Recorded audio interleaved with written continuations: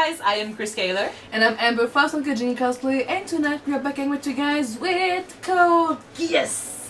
Episode 21, Season 2. Woohoo! Last stretch! Oh, finish line is right there. We can see it. It's little, but it's there. Yeah. Last episode, Lelouch decided to basically say, fuck it all, I'm gonna fight my dad, I'm gonna bury myself with him somewhere, and we're gonna fight it off till the end of eternity. He was so badass going there. He was so badass, and he managed to basically put a stop to his dad's plans for now. So we'll see what happens next. But he's still stuck inside this room. Yes. Damn it. Anya turned out to be, well, she's got Lady Marianne's memories and personality and just essence in her mind. So now, like, her eyes are red, like she's under the Geass right now, and she is Marianne. So, and Marianne had a Geass. I think that she's the one that Geassed Anya and gave her who she was, like her personality, a little Marianne in her head. And she brought back C2, and they are on their way to save Lelouch or help him out. Suzaku is also around. They decided to say, fuck it all, I'm gonna just focus on the goal and not the means. So he's willing to lie in order to take on the burden and that responsibility and kill the Emperor, because Schneisel is also rebelling. So yeah, he wants to do a coup d'etat, so... Yeah. A lot of shit is going down. I'm excited for this episode. I say we jump into it right now and see what happens. Alright. Let's go.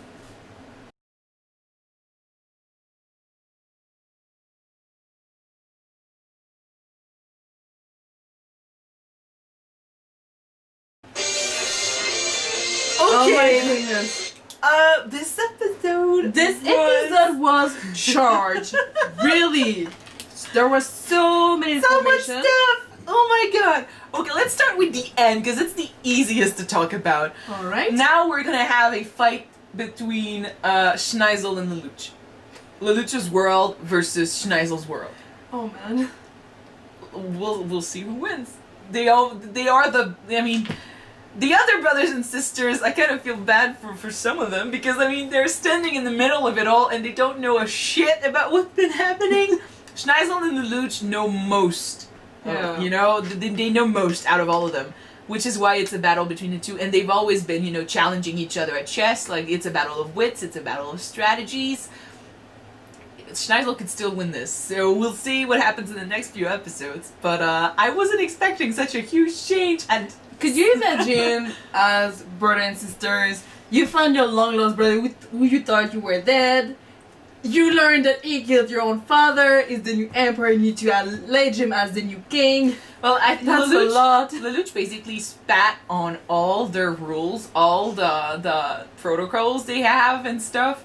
Since he killed the emperor, I mean, yes, sometimes when you kill a king, you take his place. I've seen this before. Yeah. I don't think it's how it was supposed to work. Like, they are, like, it happened with Charles' brothers and sisters as well. Like, the kids are fighting each other till the dad chooses who takes his place after, you know? Yeah. Lelouch bypassed all of that. Just kill the father.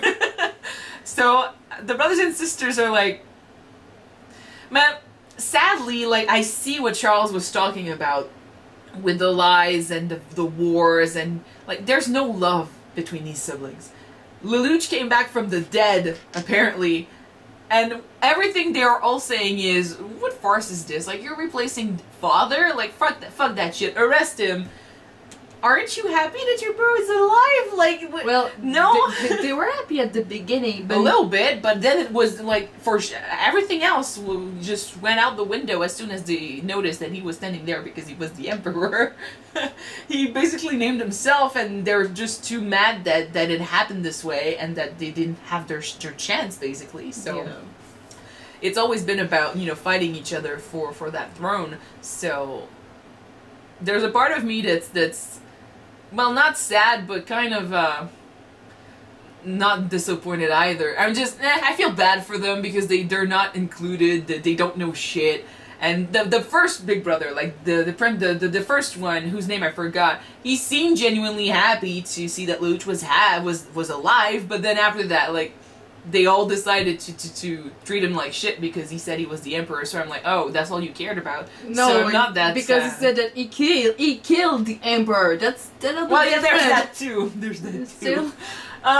Okay, Suzaku's change of heart at the end, I love it. I love that he's Zeto's knight, Lelouch's knight. I love that he's the knight of Zeto, which is a very good twist on the words here. That makes sense. Like he's not the knight of one, he's the knight of Zeto, but Zeto is also Lelouch, so that fits. I love it. I'm a bit disappointed that we just had to bypass 1 month later because I want to see them discuss matters. Yeah. And Well, this show has always been this show's always been really good at going really fast with whatever's happening. Like they just trust us to make up in our mind what went on, you know? Yeah, let's roll with it and let's understand, like, aside, you know, they don't have to tell us what happened. We can make it up for ourselves, you know, we can guess it. Yeah, but sometimes it's nice to see it. It's just like with fanfiction exists for Lady a Marianne. reason. We saw her back for just the end of one episode and that was it. And she just threw at us her reasons and then we roll with it. I think that they could at least maybe take 2 or 3 episodes to show us what happened and just explore characters a bit much. Yeah, but that's because we're used to shows that do that. Code Geass is a fast show. It goes fast. Yeah, it throws really information fast. around. It doesn't mean that what they're throwing at us is not good though, because let's see here. We always had for Marianne, we always had this representation of her that pictured her as a very good knight, a very good person, a gentle soul. We had memories of her from Lelouch's perspective and Cornelia's perspective as well. Yeah, we never guessed that she was on the Emperor's side at all. This came as a surprise, but then on the other hand, we also learned what the true goal was, and I'm not willing to say that it was pure evil. Like, in this episode, we didn't talk much because there was a lot happening, but I was surprised by how mixed I was with who to support here, because I support Lelouch 100%. Okay, but just refresh me a bit. What was the main goal of Charles and Marianne? What I understood from it was, and you can correct me if I'm wrong, guys, because I think a lot of stuff happened in this, and we could easily get lost. A lot of stuff happened, right? But okay, Charles was brought up in the world with a lot of fighting, a lot of lies, a lot of masks. You know, like I said, the siblings, they pretend that they care about Lelouch being alive, but then as soon as he says, oh, I'm the new emperor, phew, they switch they change sides. So, Charles was and V2, they were brought up in a world where people wear masks and pretend to be one thing when they are truly another, and they kill each other, and it's destruction and death and all around. And so he made a promise with V2 to create a world, like destroy what was and create a world where everyone would be who they are, you know?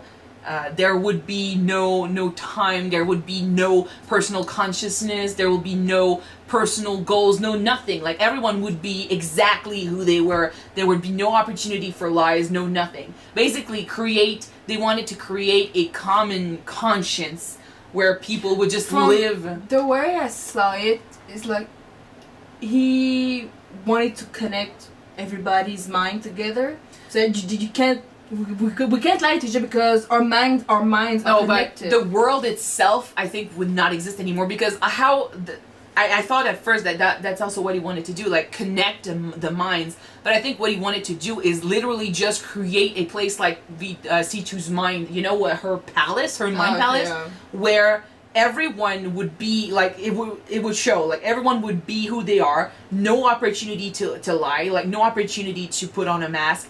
People that used to be there, the memories of the people that used to be there would still be there, so no one would die, no one would age. Everyone would be basically stuck in time as kind of like taking a picture of everyone, and that picture would be the new reality, sort of. Yeah. So, considering what brought this plan on, what created this plan, this need for a plan, I'm going back to what we used to say about Charles. He was a gentle soul. He was a gentle person that had a good goal in mind.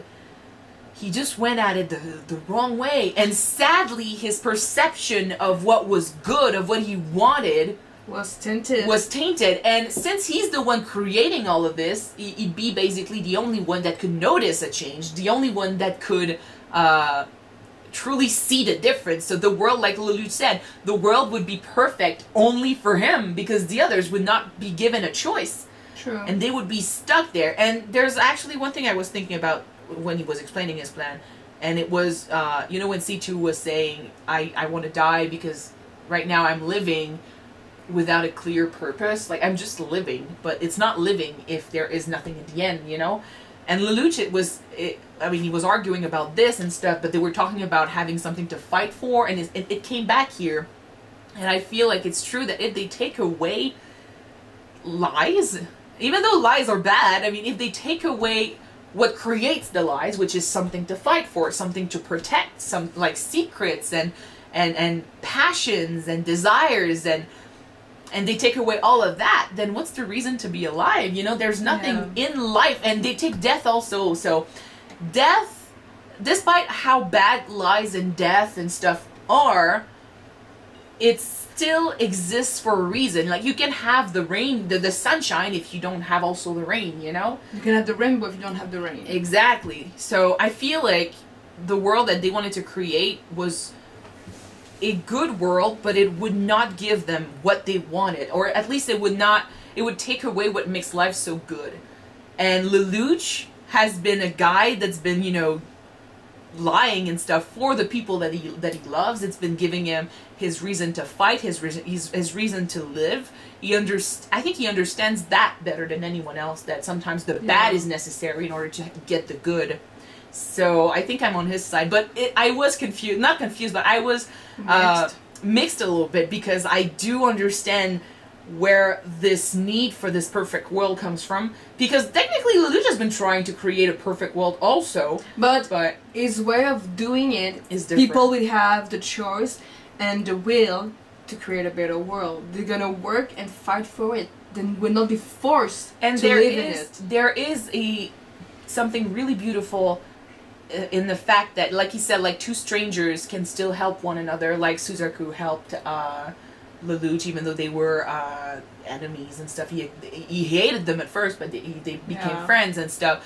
And it's a world where you can appreciate this, whereas in the world where no one can hide stuff, no one can be who they're not, no one can pretend, no one can do anything, no one can be a human being.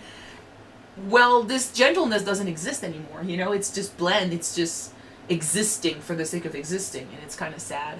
Yeah. And it also doesn't excuse, like, he was also right. I totally agreed with him telling his parents that they were bad parents, because even though, like, it's weird because he's so much like them, but he understands it, where they don't. That they were, sorry for my accent, guys, their way of seeing love for their children is, I'm gonna say tinted again, but is corrupted. Well, they got like lenses. They said they sent them away because they would be. Well, actually, he caught them in a lie, because think about it. They said they sent them away to protect them, but then after that, they didn't stop the war in Japan. So it's basically like they were saying, "Oh, we're sending you away to protect you, but we don't really care if you die." But the thing is, it didn't matter, because at the end they will find each other again, and that then, like, because the dead would be alive again. Yeah, but that also, like you said, that meant, like Lelouch said, it basically means that they didn't care about the future. They didn't care about the consequences of their actions, because in the end, nothing would matter. True. So that kind of means that despite everything, they still abandoned their kids.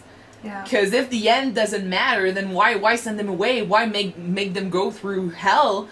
And all these feelings if the end didn't matter, Mm-hmm. So I'm like, I think they just didn't care. Your love is twisted. Like, despite what they've been saying, they were too obsessed with their plans to actually care. They didn't live in the present. Yeah, they just thought about the end game, about their future goal, their future world, to see what was happening in front of them. Which is why I'm laughing a little bit, because at times we have seen Lelouch. Basically, they cared about the goal, not the way there. You know, they didn't care about the means. Well, yeah, exactly. They didn't care about who they were hurting as long as they got to their goal, which is something that Lelouch has been doing too here and there. So I'm like, the difference is they didn't acknowledge their mistakes, whereas Lelouch has been struggling with his mistakes. True. Every step of the way. Every time he would face something terrible, he would struggle, you know, and he lost a lot of people for that struggle. And in the end, he had to choose to let go of Nunnally, let go of a lot of people that he cared about to get freedom. So I think that the difference between all of them is that Lelouch understands his mistakes. He's just willing to accept them and live with the guilt, whereas they don't have any guilt. Because they think that they have the right answer, but they don't. I'm surprised also that Nunnally's blindness wasn't psychosomatic, but because Charles did his Geass, that's what they said? She wasn't... They used her. They made her go through hell, and they turned her into a crippled blind girl for their own means. This is another thing. Like, Lelouch was basically proving them that they never cared. They were instruments. They said they cared, but their actions spoke otherwise. Sadly. Actions speak louder than words. Yeah. There was a lot in this episode. God. We got answers! Okay. We need to talk back a bit about Canon, because we didn't end the previous episode, and we still didn't end this one. Still a little bit. Okay, so a few of you guys mentioned that it didn't make sense for her to mistrust Lelouch. After all the things that he did, she knew of his of Lelouch's identity and Zero identity. She knew what's going on, and I think that maybe the reason why she believed him so much when he lied again at the the 19th. Sorry guys, he's such a manipulator. He's good at lying and manipulating people. Yeah. So I think that when you're facing the truth, facing something, you just something too much is too much. And you have to deal with someone whose main characteristic is to lie all the time. It gets confusing when, even though you think you know the truth, if you get offered another reality, another possibility for what's actually going on, well, it's going to be easy to doubt the person who lies all the time. Yeah, but we know that she heard him say, you need to stay alive. Yeah, I know she's okay with this. She needs to ask him some questions. Really important questions. We'll see what she does, but actually I'm more interested in what Schneisel does next episode, and how everything is going to turn out. Fitting that we want to cosplay Schneisel and Lelouch for the finale. Yeah, it is really fitting. So, I sure hope we have time, because we've been saying we wanted to cosplay Schneisel and Lelouch for the last 2 episodes. I don't know if we will find a time to get we have the wigs and stuff, and we even have the lenses, because they have purple eyes. Cool. Yeah. But I don't know if we will find time to get the fabric and stuff, so we'll see. I sure hope we get time, but we'll see. Anyway, it was a crazy episode. I can't wait to see what you guys have to say about this in the comments. Like, that was just mind-blowing. Yes. Crazy. So we're gonna move on. Thank you guys so much for watching this episode with us. If you want to see the next one right away, it's on Patreon already. Check it out. The link is in the description. So don't forget to subscribe if you want to watch it now, and if not, wait for the next one to be out on YouTube, guys, which will be next week. So see you then. Bye. Bye.